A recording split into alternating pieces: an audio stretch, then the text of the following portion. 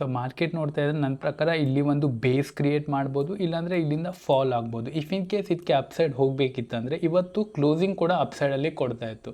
Second ಹಾಫಲ್ಲಿ ಇಲ್ಲಿಂದ selling ಬರ್ತಾ ಇರಲಿಲ್ಲ, ರೈಟ್. ಸೊ ಅಪ್ಸೈಡಲ್ಲಿ ಸಸ್ಟೈನ್ ಆಗಿಲ್ಲ, ಅದಕ್ಕಾಗಿ ಸೆಲ್ಲಿಂಗ್ ಬಂದಿದೆ. ಸೊ ಈಗ ಗುರುವಾರದ್ದು ಓಪನಿಂಗ್ ಇಸ್ ತುಂಬಾ ಇಂಪಾರ್ಟೆಂಟ್ ಆಗ್ತಾರೆ. ಎಲ್ಲಿ ಓಪನಿಂಗ್ ಆಗ್ತದೆ ಅದು ತುಂಬಾ ಇಂಪಾರ್ಟೆಂಟ್ ಆಗ್ತಾರೆ. ಯಾಕಂದರೆ ಇಫ್ ಇನ್ ಕೇಸ್ ಏನಾದರೂ ಗ್ಯಾಪ್ ಡೌನ್ ಓಪನ್ ಆದರೆ, ದಟ್ ಮೀನ್ಸ್ ಮಾರ್ಕೆಟ್ ಈ ರೇಂಜಲ್ಲಿ ಓಪನ್ ಆದರೆ ಯಾರೆಲ್ಲ ಸೆಲ್ಲಿಂಗ್ ಮಾಡಿದರೆ ಅವ್ರು ಫಸ್ಟು ಪ್ರಾಫಿಟ್ ಬುಕ್ಕಿಂಗ್ ಮಾಡ್ತಾರೆ.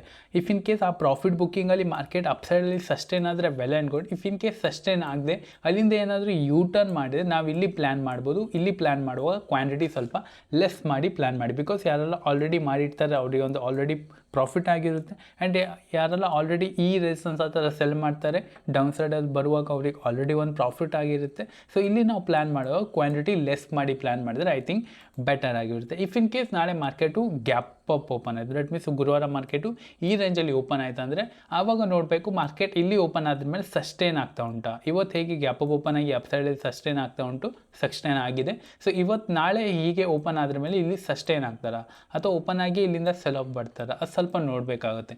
ಇಫ್ ಇನ್ ಕೇಸ್ ಏನಾದರೂ ಇಲ್ಲಿ ಸಸ್ಟೈನ್ ಆಯಿತು, ದಟ್ ಮೀನ್ಸ್ ಈ ರೇಂಜಲ್ಲಿ ಸಸ್ಟೈನ್ ಆಯಿತು, ದೆನ್ ಇದು ಸೆಕೆಂಡ್ ಹಾಫಲ್ಲಿ ಯಾವಾಗ ಇದು ಡೇ ಹೈನ ಬ್ರೇಕ್ಔಟ್ ಆಗ್ತಾರೆ ಆ್ಯಂಡ್ ಯಾವಾಗ ಇದು ಸೆಕೆಂಡ್ ಹಾಫಲ್ಲಿ ಡೇ ಲೋನ ಬ್ರೇಕ್ ಡೌನ್ ಆಗ್ತಾರೆ, ಇಂಟ್ರಾ ಡೇ ಲೋ, ಅಲ್ಲಿ ನಾವು ಪ್ಲ್ಯಾನ್ ಮಾಡ್ಬೋದು. ಬಟ್ ಪ್ಲ್ಯಾನ್ ಮಾಡುವಾಗ ಕ್ವಾಂಟಿಟಿ ಲೆಸ್ ಮಾಡಿ ಪ್ಲ್ಯಾನ್ ಮಾಡಿ, ಬಿಕಾಸ್ ಅದು ಪ್ರೀವಿಯಸ್ ಡೇದು ಹೈ ಲೋ ಒಳಗೆ ಇರ್ತಾರೆ. ಸೊ ಇಲ್ಲಿ ಪ್ಲ್ಯಾನ್ ಮಾಡುವಾಗ ಸ್ವಲ್ಪ ಕ್ವಾಂಟಿಟಿ ಲೆಸ್ ಮಾಡಿ, ಯಾಕಂದರೆ ಯಾರಲ್ಲಿ ಸೆಲ್ಲಿಂಗ್ ಇರ್ತಾರೆ ಅವರು ಪ್ರೀವಿಯಸ್ ಹೈ ಲೋ ಒಳಗೆ ತಮ್ಮ ಎಸ್ ಎಲ್ ಏನಿರ್ತಾರೆ ಅಲ್ಲಿರ್ತಾರೆ. ಸೊ ಯಾವಾಗ ಅದು ಪ್ರೀವಿಯಸ್ಲಿ ಹೈ ಲೋನ ಬ್ರೇಕ್ ಡೌನ್ ಆಗೋಲ್ಲ ಅಥವಾ ಬ್ರೇಕ್ಔಟ್ ಆಗೋಲ್ಲ, ಆವಾಗ ನನಗೆ ಅಲ್ಲಿಂದ ಮೂಮೆಂಟಮ್ ಬರೋ ಚಾನ್ಸಸ್ ಇರೋಲ್ಲ, ಬಂದರೂ ಕೂಡ ಸ್ಲೋ ಮೂಮೆಂಟಮ್ ಇಡ್ತಾರೆ.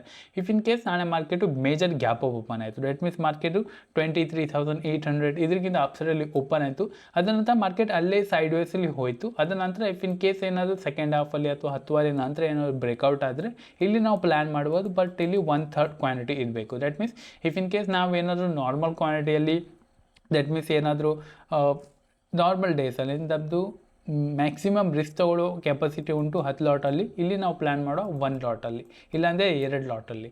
Because market already gap up open ಆಗಿದೆ, ಅಲ್ಲಿ ತಾನೇ ಸಸ್ಟೈನ್ ಮಾಡಿದೆ, ದೆನ್ ಇಲ್ಲಿ ಬ್ರೇಕ್ಔಟ್ ಆಗ್ತಾ ಉಂಟು, ಅದಕ್ಕಾಗಿ ನಾವಿಲ್ಲಿ ಪ್ಲ್ಯಾನ್ ಮಾಡಿದ್ದೀವಿ. ಫೈನ್. ಸೊ ನಿನ್ನೆ ಏನಾಗಿದೆ ಅಂದರೆ ಮಾರ್ಕೆಟು ಓಪನ್ ಆಯಿತು, ಅದರ ನಂತರ ಮಾರ್ಕೆಟ್ ಇಲ್ಲಿಂದ ಫ್ಲೋ ಅಲ್ಲಿ ಹೋಯಿತು. ನಾನು ಹೇಳಿದ್ದೆ ಇಫ್ ಇನ್ ಕೇಸ್ ಏನಾದರೂ ನನಗೆ 1 ಮಿನಿಟಲ್ಲಿ 5 ಮಿನಿಟ್ ಸಿಕ್ಕಿ ನಾನು ಪ್ಲ್ಯಾನ್ ಮಾಡ್ತೀನಿ, ಬಟ್ ಇನಿಷಿಯಲಿ ಕ್ವಾಂಟಿಟಿ ಸ್ವಲ್ಪ ಲೆಸ್ ಮಾಡ್ತೀನಿ. ಇಲ್ಲಿ ಯಾವಾಗ ಇಲ್ಲೊಂದು ಪುಲ್ ಬ್ಯಾಕ್ ಕೊಡ್ತಾರೆ ಆವಾಗ ನಾನು ಮತ್ತೆ ಕ್ವಾಂಟಿಟಿ ಆ್ಯಡ್ ಮಾಡ್ತೀನಿ. ಬಟ್ ಇಲ್ಲಿ ಪುಲ್ ಬ್ಯಾಕ್ ಕೊಟ್ಟಿಲ್ಲ, ಮಾರ್ಕೆಟ್ ಪುಲ್ ಬ್ಯಾಕ್ ಕೊಡಲಿಕ್ಕೆ ಟ್ರೈ ಮಾಡ್ತು, ಬಟ್ ಅದು ಸಸ್ಟೈನ್ ಆಗದೆ ಇಲ್ಲಿಂದ ರಿಕವರಿ ಆಯಿತು. ನಮ್ಮ ಟ್ರೇಲಿಂಗ್ ಸ್ಟಾಪ್ ಲಾಸ್ ಏನುಂಟು ಅದನ್ನ ತೆಗಿತು ಆ್ಯಂಡ್ ನಾನಲ್ಲಿ ಕಾಸ್ಟಲ್ಲಿ ಎಕ್ಸಿಟ್ ಆದೆ, ರೈಟ್. ಸೊ ಇವತ್ತು ನಾನು ದಟ್ ಮೀನ್ಸ್ ನಾನು ನಿನ್ನೆ ವಿಡಿಯೋ ಅನಾಲಿಸಿಸ್ ಮಾಡಿಲ್ಲ, ಯಾಕಂದರೆ ಏನು ಮಾಡಲಿಕ್ಕೆ ಇರಲಿಲ್ಲ. ಬಿಕಾಸ್ ಸುಮ್ಮನೆ ಯಾಕೆ, ಬಿಕಾಸ್ ಮಾರ್ಕೆಟ್ ಮೊನ್ನೆ ದಿನ ಏನು ರೇಂಜಲ್ಲಿತ್ತು ಅದೇ ರೇಂಜಲ್ಲಿ ಹೋಗಿ ಕ್ಲೋಸಿಂಗ್ ಕೊಟ್ಟಿದೆ, ಇವತ್ತು ಹೋಗಿ ಅದೇ ರೇಂಜಲ್ಲಿ ಕ್ಲೋಸಿಂಗ್ ಕೊಟ್ಟಿದೆ. ದಟ್ ಮೀನ್ಸ್ ಸೆಲರ್ಸ್ ಬಯರ್ಸ್ ಇಬ್ಬರು ಕೂಡ ಫೈಟ್ ಮಾಡ್ತಿದ್ದಾರೆ.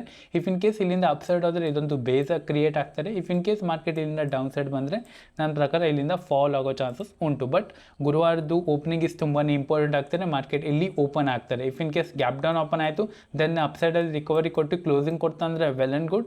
ಇವತ್ತು ಏನಾಗಿತ್ತು, ದಟ್ ಮೀನ್ಸ್ ಇವತ್ತು ಪಾಸಿಟಿವ್ ಕ್ಲೋಸಿಂಗ್ ಕೊಡ್ಬೋದು ಅಂತ ಅಂದ್ಕೊಂಡಿದೆ. ಬಟ್ ಇದು ಸೆಕೆಂಡ್ ಹಾಫಲ್ಲಿ ಇಲ್ಲೊಂದು ಸೆಲ್ಲಿಂಗ್ ಬಂದಿದ್ದಲ್ಲ, ಇದೆಲ್ಲ ಫುಲ್ಲು ಮಾರ್ಕೆಟಿಂಗ್ ಮೂಡೇ ಚೇಂಜ್ ಮಾಡಿಬಿಡ್ತೀವಿ, right. So if in case ಏನೋ ಸಸ್ಟೈನ್ ಆಗಿದ್ದರೆ ತುಂಬ ಡೌನ್ ಸೈಡೆಲ್ಲ ಪೊಸಿಷನ್ ಆಗ್ತಾ ಇತ್ತು. ಯಾರೆಲ್ಲ ಡೌನ್ ಸೈಡೆಲ್ಲ ಪೊಸಿಷನ್ ಮಾಡಿದರೆ ಅವರೆಲ್ಲ ಎಕ್ಸಿಟ್ ಆಗಿ ಹೋಗಿದ್ದಾರೆ. ಸೊ ಅವ್ರದ್ದೆಲ್ಲ ಆ ಪೊಸಿಷನು ಅಪ್ ಸೈಡಲ್ಲಿ ಉಂಟು, ಫೈನ್.